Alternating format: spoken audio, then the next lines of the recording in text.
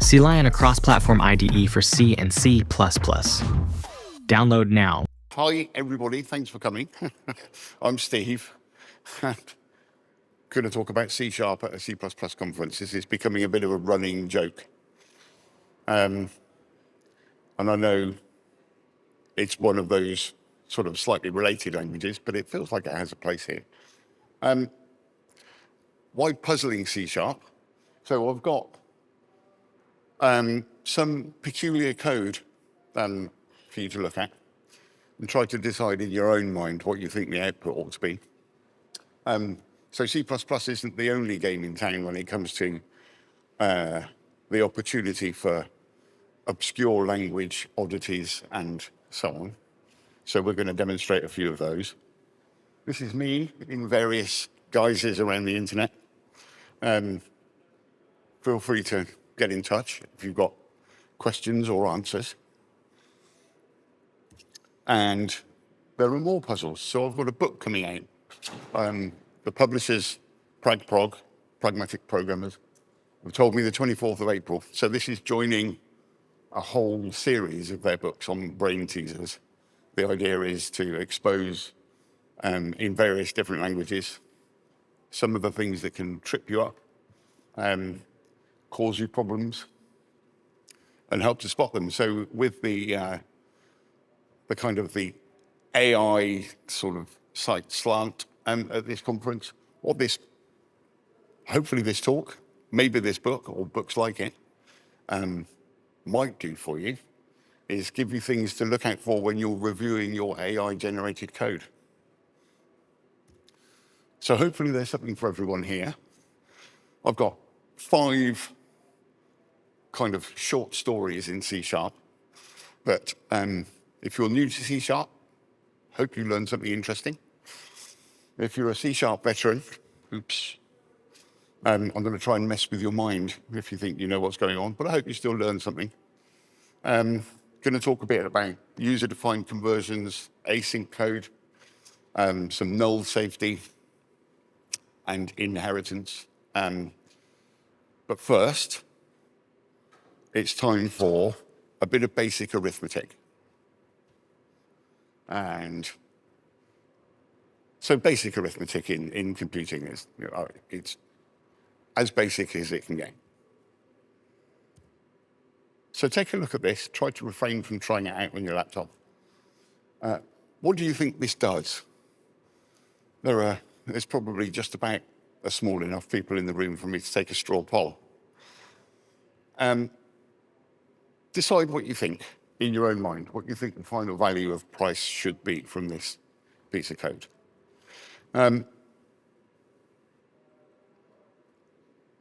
Hopefully that's clear. Shouldn't be difficult to figure it out, but there's more than one answer to this question. Potential answer. There's obviously one right answer and one wrong answer. But which one do you think it is? Just want to take a little bit of a step back. So this is the canon. This is from the C#, basically the C# standard, the language reference. And it says, for a binary operator, op, so addition, subtraction, multiplication, division, modulus, a compound assignment expression of the form x op equals y is equivalent to x equals x op y. So in our case, we've got a equals, forgotten what it was, price times equals an expression on the right. So the difference between these two forms, which are supposed to be equivalent, the x is only evaluated once in the first one. It doesn't need to be evaluated twice now. The compiler will probably optimize away the second evaluation anyway, and we're not going to talk about that. But that op equals thing, this should be familiar to programmers in C, C++, Java, JavaScript. The semantics are the same for all of them. The op equals operator produces the same result as x equals x op y. Which means that this code should be equivalent to our original code. they should be the same, okay? And they are. I'm not even going to dispute that. So I said that there were two possibilities in the result. These are they, with brackets. So either the result is A, exactly 240, where we put the parentheses around the expression. So price equals price times some expression on the right. Or the parentheses go differently. Price equals price times 1 plus an expression on the right. So this is about operator precedence. And the trap here is, again, all of the previously mentioned languages, the semantics are the same. The operator precedences are the same. The multiplication operator binds tighter than the addition operator. So multiplication is evaluated before addition. So did you decide what you thought the answer was going to be when I showed the code before? Have you changed your mind looking at this? This is not ambiguous code. It compiles and runs. So the answer is, drum roll, it's the first one, 240. The parentheses go round the expression.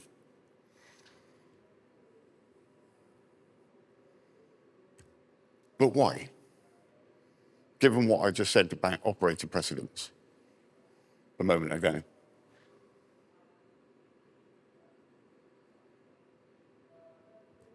So operator precedence rules are, if not exactly the same, pretty similar amongst all of those related languages and tons more.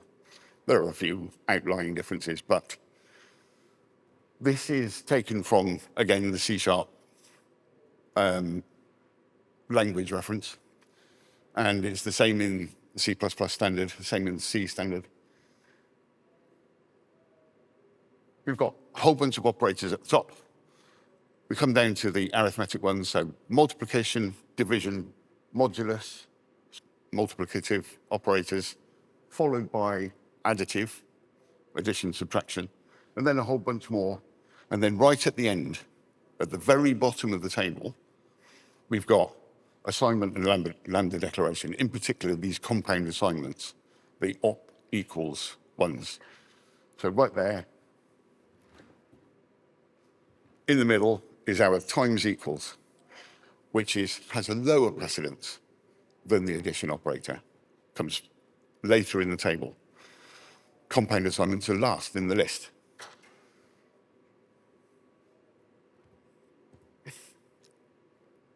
Why does this matter?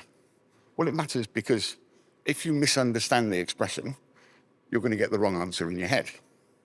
If you're reading a piece of code and you haven't understood the operator precedence rules, you might come up with the wrong answer. Or I don't know. It's not going to cause you a huge problem in this example, but it's not hard to imagine where simple arithmetic examples like this could cause serious bugs. But this is just language legalese, right? It's minutiae. Well, it is, but understanding that minutiae can make a difference between you getting the right and wrong answer. And that's kind of what this whole talk is about. So understanding the language rules, I think, is an important skill for any programmer, whatever language they're using. It is my observation over the years that C++ programmers, and I count myself among them, take more of an interest in language minutiae than C# programmers do. Hence the talk. So that's the basic arithmetic out of the way.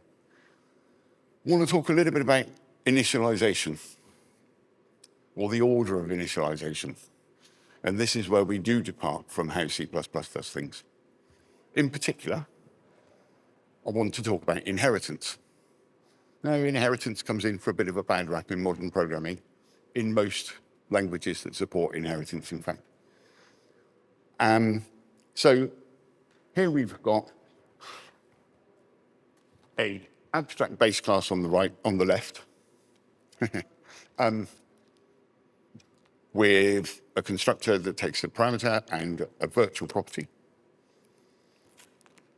And then an inheriting class on the right, which inherits from the base, has a default constructor that calls the base class constructor with the required argument and overrides that property. And then at the bottom, we create a new default child and then write out the name property. So, two things of note: base is abstract, name is virtual, and it's overridden, the name property. So once again, in your minds, decide what you think the value of the name property is when it's written to the screen. So this time, we have three possibilities,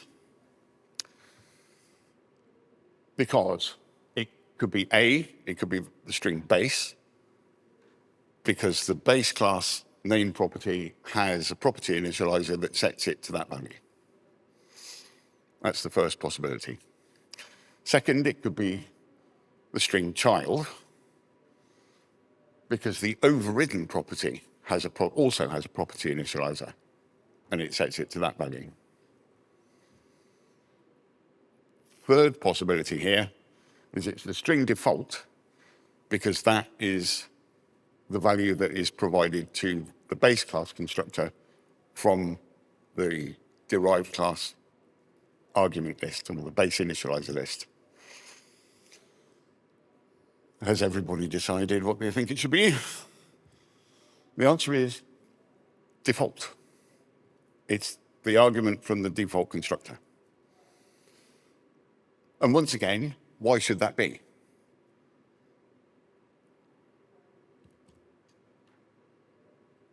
In C#, and this is where it differs from C++, a call to a virtual method from a constructor is a virtual call. So in C++, it's a statically determined call, and it will call whatever's defined in the base class. In C#, it's a virtual call. And it was just a deliberate decision on the language designer's part to enable that. And this has certain consequences for how the data members in a class, any base class and any derived class, are initialized.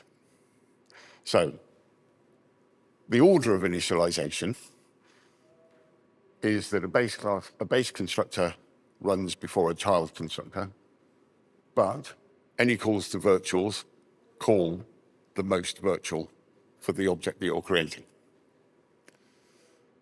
But more than that, the consequences are that we're using initializers. So there are property initializers that are being called. And where they occur is important for this.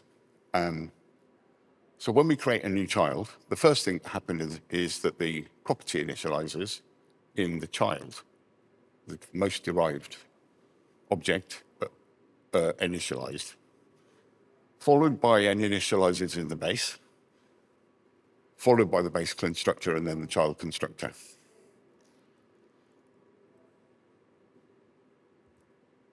The reason for that ordering is to ensure that if you call a virtual method or property from a base class constructor, all of the initializers have run already by the time the constructor is entered. So there can be no references to uninitialized data. It's about data safety in this case. Here's a slight difference. I don't know whether you noticed, the original properties had both get and set accessors. Here I've taken the set accessor out.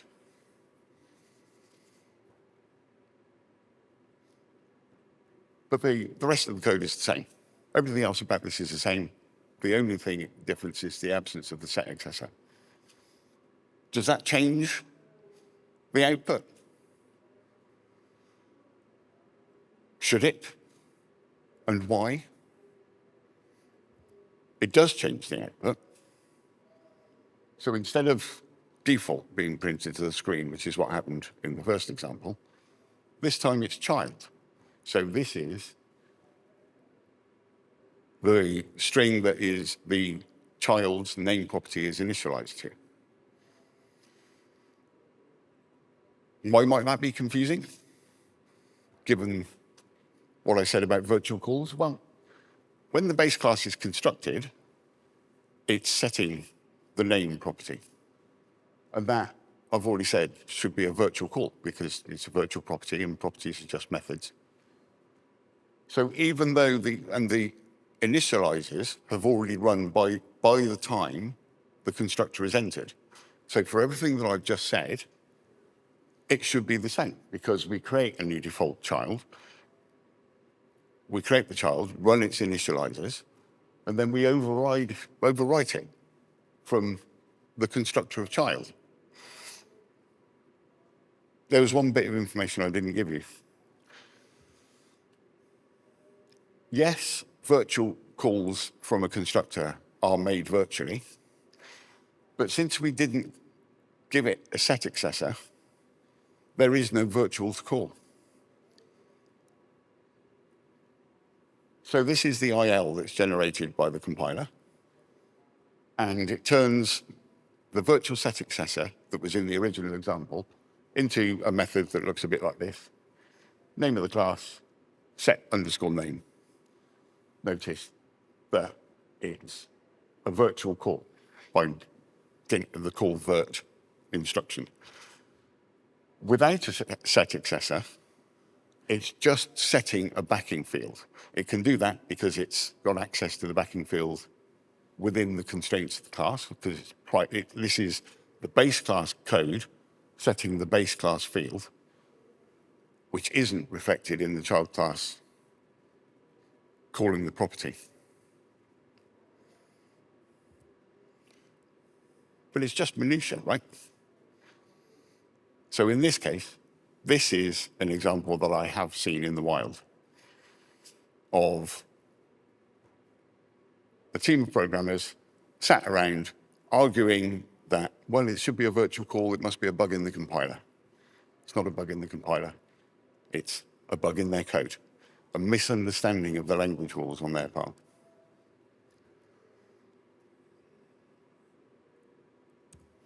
So now I'm going to kind of, in one sense, ramp things up a bit, but I promise you that's the only IL, I think.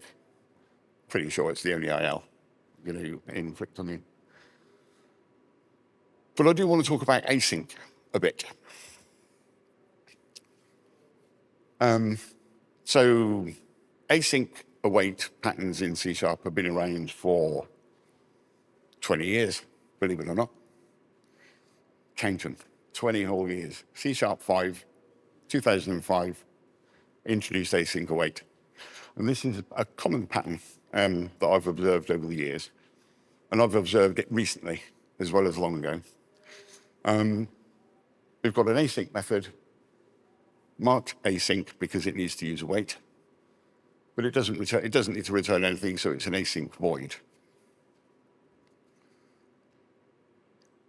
And so again, what do you think this code does? Hopefully you've got an idea in your own mind. But did you know that it might make your program crash?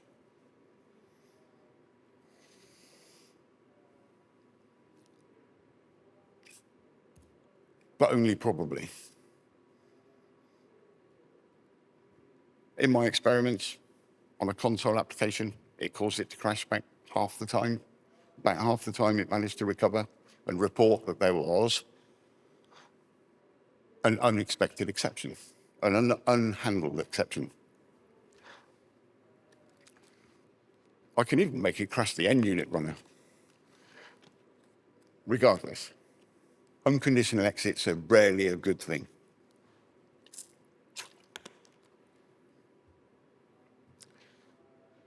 But the reason for the crash might not be particularly obvious. So you need to do a little bit of high-level hand-waving on terminology. But async and await is all about promises and futures. And a promise is a function that returns a future, and a future is just a value that might be or should be satisfied at some point in the future, by the promise. In C# terms, the thing that wraps these two things up together is a task. But the important part is that a future might be obtained on a different thread to the thread that needs it.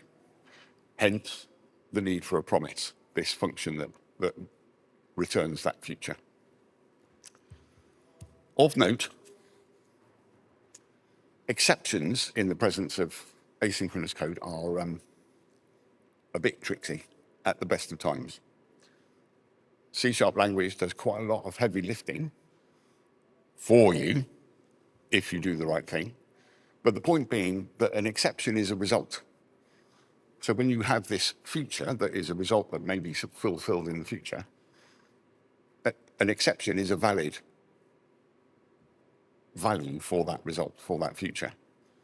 So yeah, exceptions are tricksy. Async, the async keyword, doesn't make a method run asynchronously.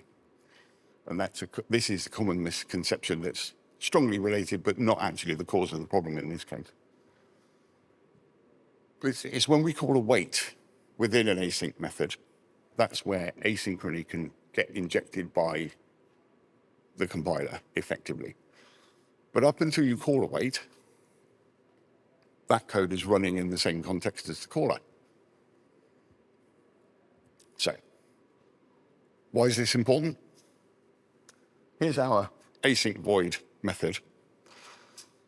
And I've added a couple of comments to try to make clear what's going on. The preamble, any code before await, runs in the caller's thread, as if it were just a static call. Then we call await.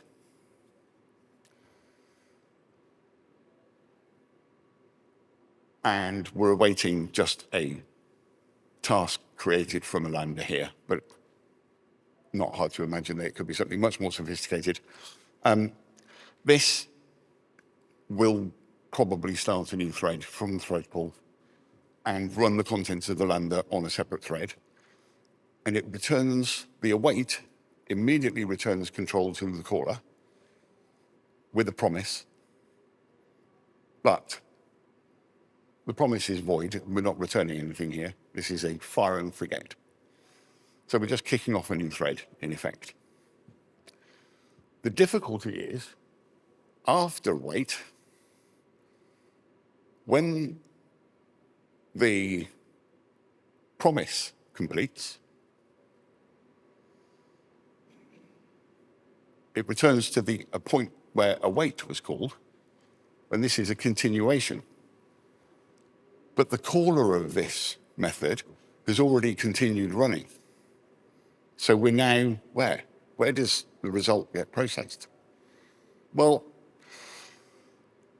in simple terms, in most cases, the continuation code is hoisted out into a thread pool thread, probably a different one to the one that was used to call await, and it just runs there.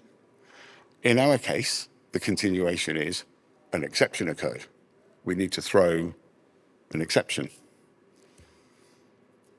That's a slightly high-level answer. Slightly more detailed is that the synchronization context decides. So when you create, the purpose of the async keyword, in fact, is to tell the compiler it needs to construct a synchronization context and decide, based on policies,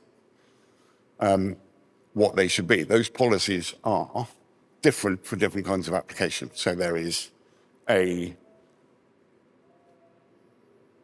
continuation policy for console apps is create a new thread from the thread pool. Application types like Windows Forms or WPF have a message queue, and all code runs on a sync. All that UI code, and that the continuation would be in the UI thread, has to run on that thread. The fact that it can't will definitely cause an immediate exit of a WPF or Windows Forms app.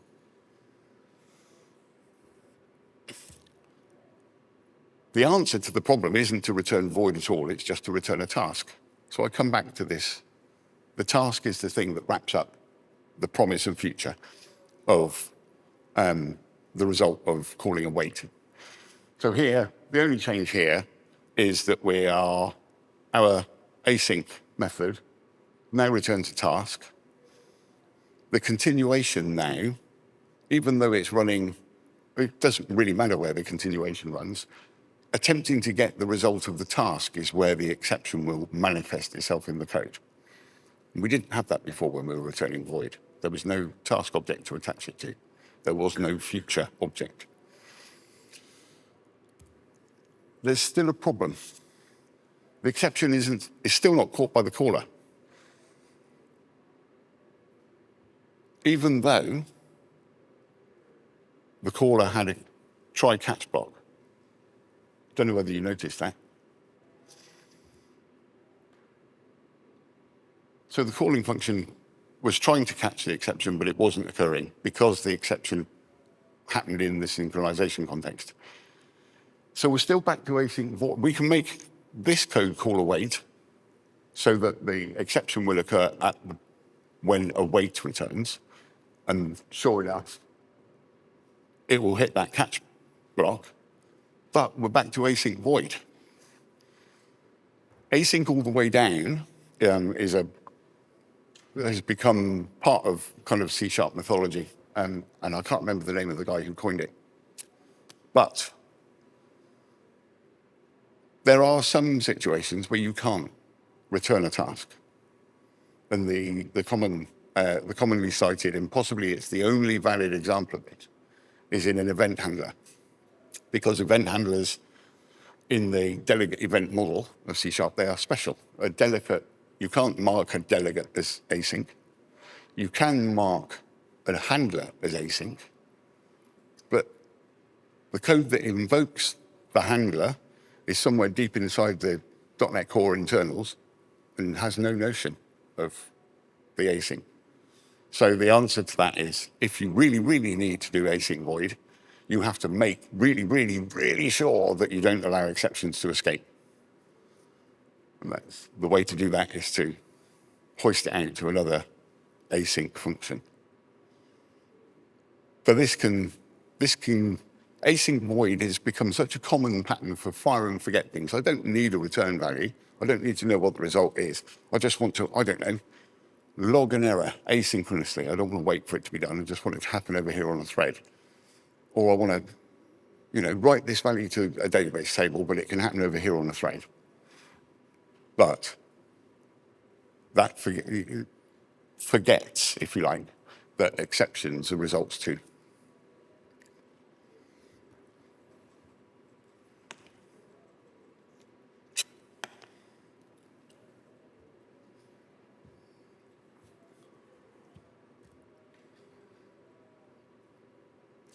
A little bit more on initialization now. This is a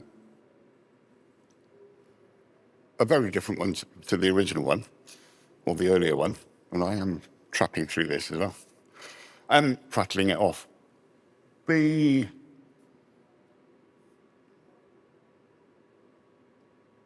How do I introduce this? Okay, we've got a struct called person with 3 properties, and it's a common idiom in C# to use object initialization syntax, which is where we create a new person and then rather than calling a constructor or anything like that, we initialize properties within curly braces, and that's object initialization. What's going on here is that we're only initializing 2 out of 3 properties.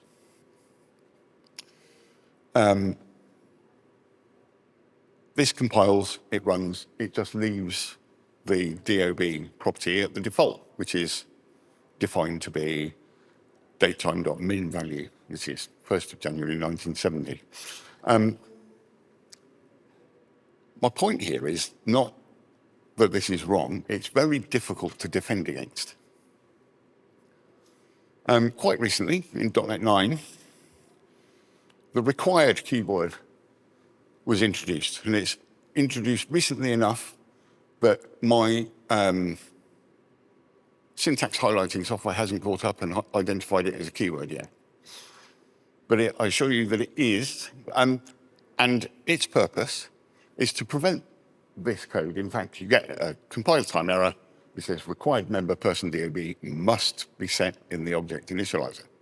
This is good. This is, this is a positive thing. Mostly.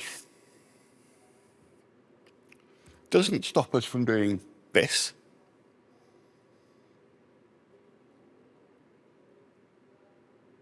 Well, we just set DOB to the default, which is exactly the same that was happening previously. So this is explicitly setting it to a default, rather than accidentally it happening by side event. But it's difficult to defend against. C#6 introduced the idea of non-nullable references, or the nullable reference idiom, and the properties are non-nullable. So if we use default for last name, we get the warning, can't convert a null literal to a non-nullable reference type, but it's silent on the fact that DOB is default because its date time is a struct, it's a value type. Even worse, it doesn't help with setting the whole object to be default, which will set all the properties to default, including the non-nullable strings, with no warning. You don't get a compiler warning from this.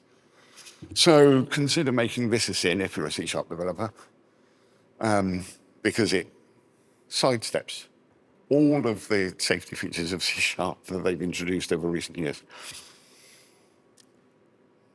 The answer to this might be to introduce a constructor. So instead of using object initialization syntax, we say, actually, we've got a constructor that takes all the parameters that need to be initialized, use that instead. We're not preventing object initialization syntax here, and we're still using the required keyword, but we are explicitly saying we'd rather use the constructor.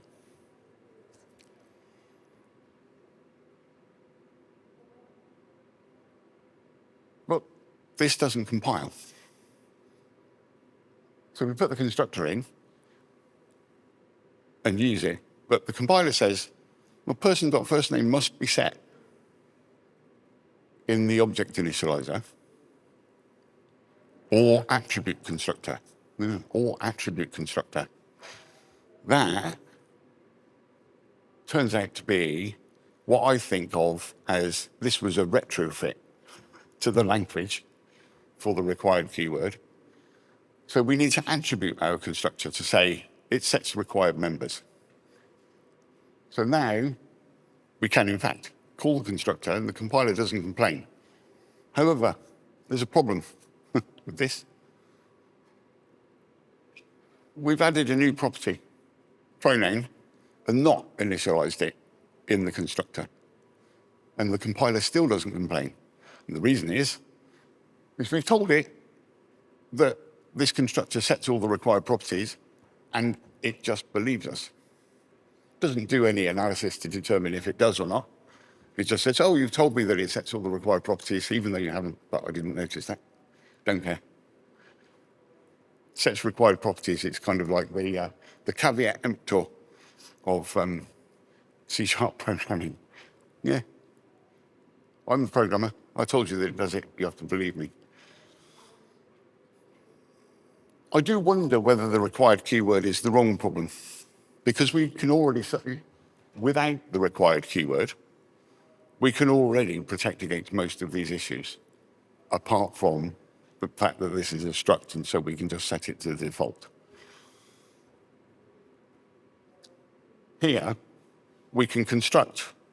We've got all of the properties in the constructor. If we leave one out and don't initialize a property, we get a compiler warning. If we try to use the object initializer, it fails because we don't have init accessors defined or public set accessors for those properties. So we're not just suggesting that perhaps you should use the constructor because it's better. We are forcing the users of this class to use the constructor, and we can protect against more things that way than the required keyword does. So I do think that required might just be a bit of useless syntactic sugar. Sorry, it's slightly controversial position to take, but most of the protections we can already put in our code.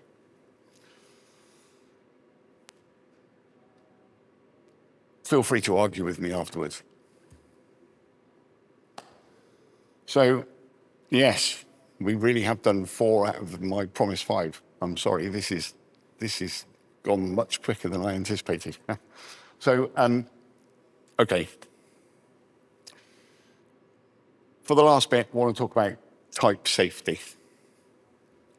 And I know I only said about a couple of these I've seen in the wild. Actually, all 4 that we've already seen, I have seen in one form or another in the wild. The first one, the arithmetic problem, was not really kind of a production code problem. It was something that I was reminded of recently that just caused confusion amongst the team. This one I've never seen in the wild. I hope to never see it in the wild. And I hope I'll convince you that you hope never to see it in the wild either. This is therefore hypothetical code, deliberately so. And what I'm really trying to get across is don't ever do this deliberately. User-defined conversions have been part of the language since C# was first invented. They took a slightly different model from user-defined conversions in C++ and made implicit and explicit conversions distinct with a keyword. If anybody's looking for implicit on their bingo card, now's the time to tick it off. Here we've got a simple class with a conversion, an explicit conversion operator that will take a char and turn it into a converter in some way. In the code below, we've got a decimal value which we are attempting to explicitly cast to a result. The question this time, does this compile? Should it compile? The answer is that yes, it does compile. The answer to should it compile, I think, is a resounding no. But again, feel free to argue. It will use up some time. Just to be really clear what's going on,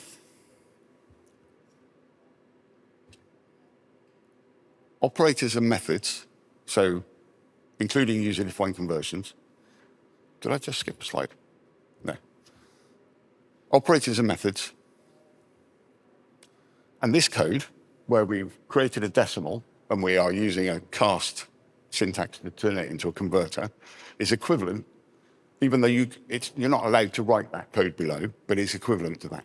It's equivalent to calling converter.opExplicit, passing in a decimal. But opExplicit takes a char. And just to reinforce this even more strongly, there is no implicit conversion from decimal to char, okay? There most definitely is not. User-defined operators are special. If we write a function that's not an operator, much less a user-defined operator, just a static method called from, that takes a char, and we attempt to call it with a decimal, it doesn't compile. Correctly. Doesn't compile.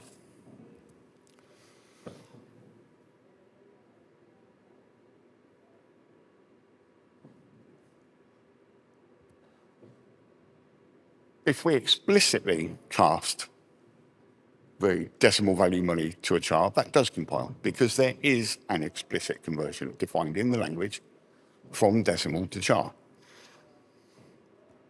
Nobody knows why you might want to do that, but I suppose, yeah. Somebody thought it'd be a good idea. I suppose it's just one of those completeness things. Decimal isn't strictly, a decimal is a built-in type for C#. It's not strictly a IL standard type, but they wanted to have all of the standard conversions between or among the built-in numeric types to be symmetric.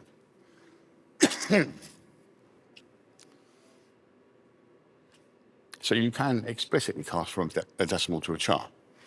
But that's not what we were trying to do. We didn't try to convert from decimal to char in order to call the explicit our user-defined conversion operator. So, more minutiae.